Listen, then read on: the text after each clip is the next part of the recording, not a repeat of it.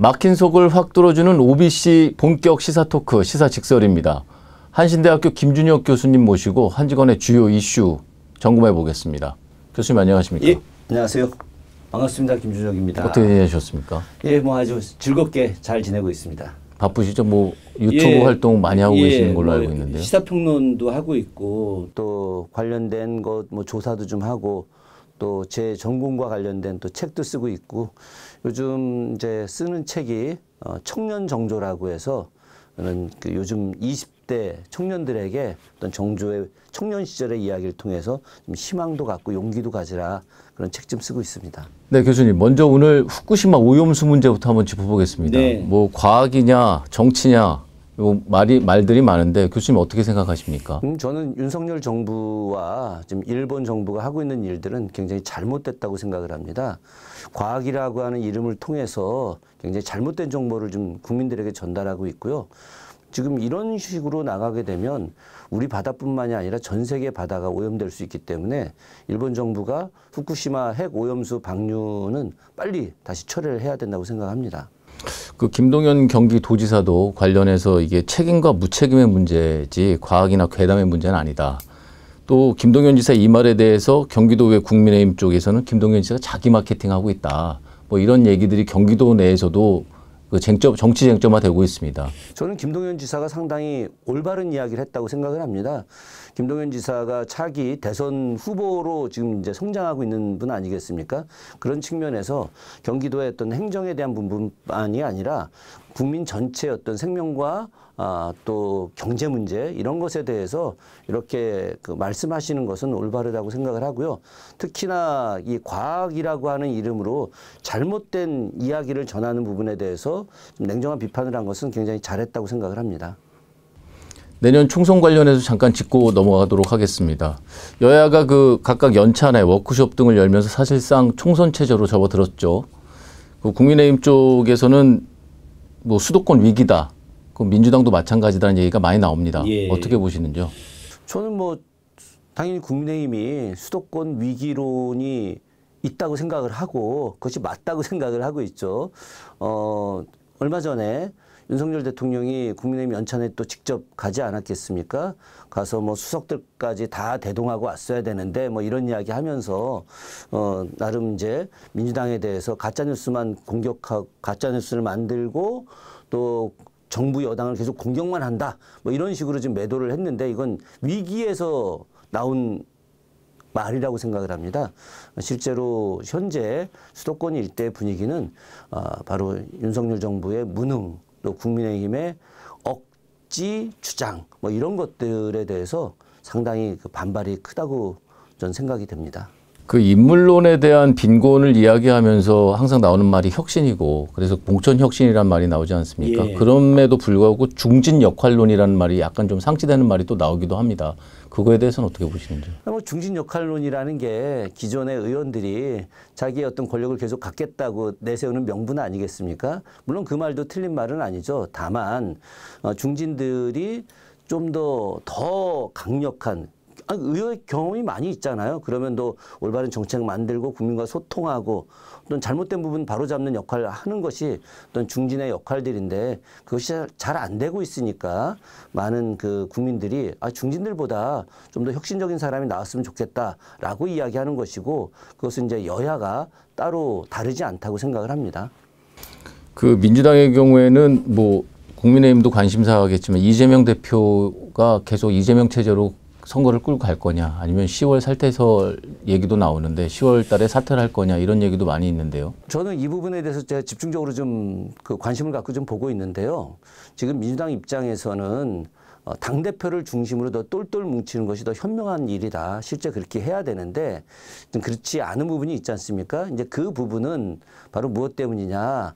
이재명을 거꾸로 공격함으로써 그 공격을 하는 주체들이 역으로 차기 총선의 지분을 받고자 하는 그런 의도가 내포되어 있는 것이고요. 그건 뭐 대부분의 사람들이 잘 안다고 생각을 하고 있고 이런 과정에서 실제로다가 그런 그 뭐 좀 핵심 멤버들 가령 이제 친 이낙연 계열 멤버들 중에 의원들 중에 좀 센 사람들 가령 뭐 윤영찬이라든가 뭐 박광온 혹은 뭐 그 김종민 이런 사람들은 좀 어쩔 수 없이 공천을 줘야 되는 거 아니냐라고 하는 분위기가 나고 있다고도 합니다. 실제로 그런 분위기가 존재하고 있고요.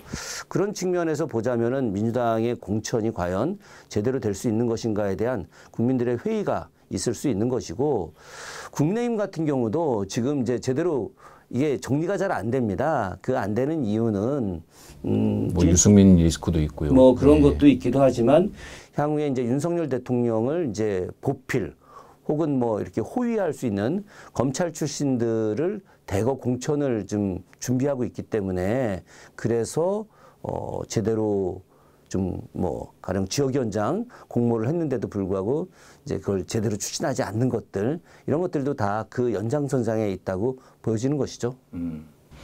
그 이재명 대표 관련해서도 사법 리스크 부분이 계속해서 그 발목을 잡고 있다라는 얘기가 많이 있잖아요. 뭐 정치 구단이라고 하는 박지원 전 국정원장이 그 아침 방송에 나와가지고 아주 단언을 하더라고요. 검찰이 절대 영장 칠 수 없다. 영장을 칠 수 있는 명분이 없다. 저도 지금 굉장히 그 세심하게 좀 지켜보고 있는데, 전 개인적으로 영장을 칠 거라고 좀 생각을 합니다. 제가 판단할 때는 한 10월 둘째 주 정도, 그때 아마 그 검찰이 이재명 대표에 대해서 쌍방울 이제 그 대북을 위한 대북 그 대납 뭐 비용 뭐 이런 거 있지 않습니까? 네네. 이런 걸로 이제 영장을 치려고 하는데 아마 사법부에서 인정하지 않을 거라고 생각합니다. 왜 그러냐면 증거가 없거든요. 지금까지 나오는 뭐 대장동, 백현동, 또 뭐 옛날 그 변호사비 대납, 뭐 쌍방울 그 대북 그 방북 추진과 관련한 뭐 내용들 전체적으로 증거가 나오지 않고 있는데, 저는 검찰이 그걸 뻔히 알면서도 계속해서 내년 총선을 위해서 국민의힘의 승리를 위해서 검찰이 의도적으로 계속해서 이재명 대표를 이제 사법 리스크로 압박하고 있다고 생각을 합니다. 근데 또 최근에 가장 또 뜨겁게 얘기 나오는 게 홍범도 장군 흉상 문제입니다. 말입니다. 예, 그 육사에서 이제 홍범도 장군 흉상을 독립기념관으로 이전을 추진하겠다 이렇게 발표하면서 이제 논란이 계속되고 있는데요. 어떤 게 쟁점입니까? 홍범도 장군이 소련 공산당에 입당했다. 공산주의자다. 팩트죠. 예, 이건 팩트입니다. 이것 때문에 육군사관학교에 그 있는 것은 부적절하다. 이렇게 이야기하고 있는데, 저는 한마디로 코미디라고 생각을 하죠. 홍범도 장군 얼마나 위대한 장군입니까? 봉오동 전투, 청산리 전투의 승리의 주역 아니겠습니까? 이분을 갖다가 이렇게 폄훼하고 모욕 주는 일은 절대 있어서는 안 되는 일이고요.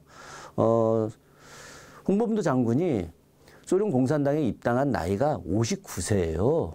당시에. 왜 59세에 입당을 했느냐? 주변에서 연금을 좀 받아서 생활을 해야 된다. 실제로 홍범도 장군이 봉오동 전투, 청산리 전투 이후에 제대로 된 전투에 참여를 하지 못합니다. 당시 소련의 자유시라는 데 갔다가 무기 다 뺏겨요. 그러면서 양봉합니다. 벌 키우는 일을 하다가, 그래서 주변에 있는 사람들이 도와주기 위해서 공산당 입당하면은 연금 나온다. 그런데 이 위대한 전사를 당시 스탈린 정권이 정말 개무시했습니다. 그래서 당시 조선인들 강제 이주시켰지 않습니까? 그 대상이 돼가지고 정말 강제 이주를 해서 중앙아시아, 카자흐스탄 일대까지 가게 된 겁니다. 그래서 거기서 마지막에 영화관에서 수의 보는 일하다 돌아가신 분이에요. 공산당 활동한 적이 없어요. 그냥 당원 입당, 연금 때문에 입당했던 분이었지 무슨 뭐 활동을 하거나 이런 적이 없는 분이었는데, 오히려 가슴 아파해야 되는데 이분을 갖다가 무슨 소련 공산당이다라고 해서 육군사관학교에서 이렇게 모욕주기 행동을 하는 것은 있을 수 없는 일입니다. 모욕주기 행동이라기보다는 어떤 육사의 어떤 정체성 부분과 맞지 않다. 뭐 이런 주장인 것 같긴 한데요. 그런데 육사라고 하는 것이 좀 심하게 이야기하자면 만주 육사, 일본 육사를 계승했던 사람들, 그 출신들이 만든 학교입니다. 이게 군사영어학교라고 하는 이름으로 만들어져서 그 뒤에 육군사관학교로 이제 재편이 되게 됐는데, 실제로 육군사관학교의 정체성이라고 하는 것은 대한독립군, 그러니까 홍범도, 김좌진부터 시작해서 여기 나와 있는 지청천 장군, 그 바로 임시정부의 이 독립군을 계승하는 것으로 나가야지, 육군사관학교 정체성을 갖다가 잘못 만들어내면은 심각한 위기에 빠지게 됩니다. 사도광산 얘기 잠깐 해보겠습니다. 네. 교수님 뭐 최근에 일본에 다녀오셨다고 하는데 예, 일본 니카타현에 사도광산 다녀왔습니다. 그 사도광산이 뭐 저희가 이른바 영화를 통해서도 알고 있는 구남도의 하시마 탄광에 이어서 일본이 또 세계 문화유산으로 그걸 등재하려고 지금 계획 중이라고 있는 거죠. 예, 맞습니다. 그 구남도가 2015년에 유네스코 세계유산으로 등재가 됐거든요.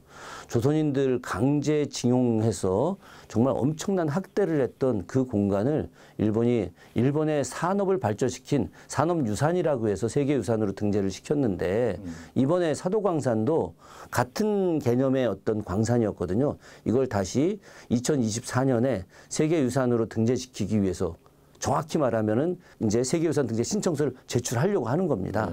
그러면 1년간의 이제 심의가 있게 되거든요. 그 심의 이후에 이제 세계유산으로 등재가 되는데 일본이 유네스코에서 돈 내는 게 2등입니다. 미국이 1등, 일본이 2등. 그래서 유네스코에서 영향력이 큰데 일본이 사도광산을 세계유산으로 등재한 것은 우리 국민들에 대한 모욕이고 또 조선인 강제 동원과 관련된 것을 부정하려고 하는 것이기 때문에 그것을 막기 위해서 사도광산에 직접 다녀왔습니다.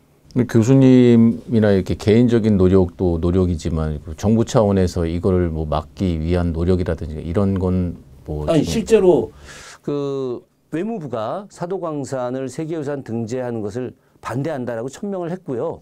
올 2월 28일 날 국회에서 여야 의원 300분이 사도광산 세계유산 등재 반대 결의문을 채택을 공식적으로 했습니다. 그런데 문제는 그때까지만 하더라도 일본과 좀 싸우겠다라는 의지가 보였는데 그 이후에 지금 외교부 손 놓고 있고 그리고 그 국민의힘 의원들 이 부분과 관련해서 입을 다물고 있는 겁니다. 그러니까 후쿠시마 핵 오염수 방류 이후에 우리 정부가 뭐 한미일 정상회담 뭐 이런 여러 가지들을 통해서 일본과 아주 밀접하게 정부가 좀 다가가고 있지 않습니까? 그러니까 일본과 반대되는 일을 지금 안 하려고 하고 있는 거죠. 그래서 올 초 분위기, 3월, 4월 분위기하고 현재 8월, 9월 분위기는 완전히 다르다. 그래서 사도광산 세계유산 등재 부분에 대해서 우리 국민들이 전체적으로 나서서 싸워야 되는 시점이 왔다. 이렇게 좀 생각을 하고 있습니다. 그 뭐 홍범도 흉상 이전과 관련해서도 약간 뭐 일본의 영향이 있는 거 아니냐라는 이런 일각의 의견들도 나오는데 저는 뭐 그 증거로 확인할 수는 없지만 충분히 그럴 수 있다. 뭐 일본의 눈치 보는 거 아니냐. 예, 현재 그 윤석열 정부가 우리 국민들도 다 알다시피 너무 일본과 가깝거나 일본의 정책에 동조하거나 그래서 우리 국민들이 이러다가 독도를 일본에 넘기는 거 아니냐라는 생각까지 가질 정도 아니겠습니까? 이런 과정에서 홍범도 장군의 동상도 철거하고 그리고 사도광산 세계유산 등재도 암묵적으로 지지하는 거 아니냐 이런 생각을 갖게 만든다는 거죠. 예, 오늘 뭐 첫 방송이었는데 교수님 말씀 들으니까 이 시사 여러 가지 시사 문제점에 대해서 속 시원히 좀 궁금증이 풀리는 것 같습니다. 예. 예, 본격 시사 토크 시사 직설 오늘은 여기까지입니다. 저희는 다음 주 좀 더 알찬 내용으로 다시 찾아뵙겠습니다. 교수님 감사합니다. 예, 고맙습니다.